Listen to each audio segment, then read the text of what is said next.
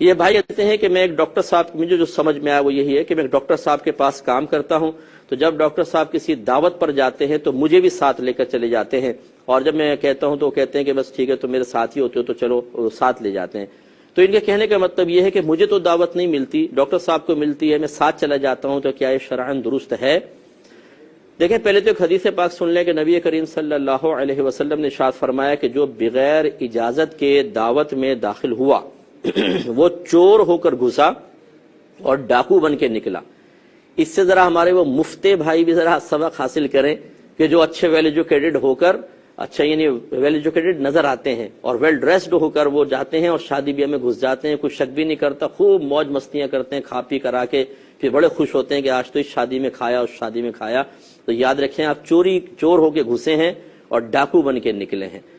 یہ ایک تو مسئلہ یہ ہے، لیکن جو آپ صورتحال بتا رہے ہیں اس میں ہمارا عرف یہی ہے کہ جب کوئی بڑی شخصیت آتی ہے، چاہے وہ مذہبی شخصیت ہو، چاہے اس طرح کی کوئی معاشرے میں اور کوئی دنیاوی لحاظ سے بڑی شخصیت ہو، اس کے ساتھ دو چار آدمی آتے ہی ہیں، اور مالک اگر صراحتاً اجازت نہیں دیتا تو دلالت کا مطلب کہ زبان سے اجازت نہ دیں لیکن اس کے عمل سے، طرز عمل سے اجازت جھلکتی ہو۔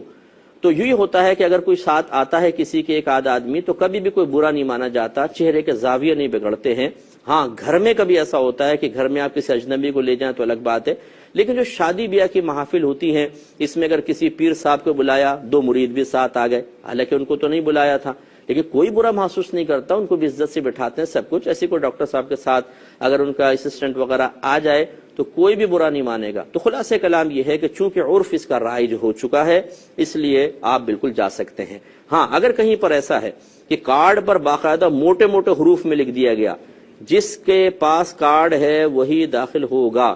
برائے مہربانی اپنے ساتھ کسی دوسرے کو لے کر نہ آئیں، جہاں اتنی صراحت کر دی جائے وہاں پر پھر کسی کا اس طرح چپکے سے ساتھ جانا یہ شرعاً ناجائز ہوگا، کیونکہ صراحت کے بعد پھر عرف کا اعتبار نہیں ہوتا، پھر آپ کو رکنا ہوگا۔ لیکن میرے خیال میں ایسا کہیں پر بھی نہیں ہوتا ہے، بلکہ اگر ڈاکٹر صاحب میزبان سے کہیں کہ جی اگر آپ اجازت دیتے ہیں میں ایک آدمی کو ساتھ لے آؤں، تو وہ جواب میں یہی کہیں گے کہ ڈاکٹر صاحب شرمندہ کر رہے ہیں ہمیں، آپ بالکل لا سکتے ہیں، کوئی منع نہیں کرے گا، تو بلا کراہت آپ انشاءاللہ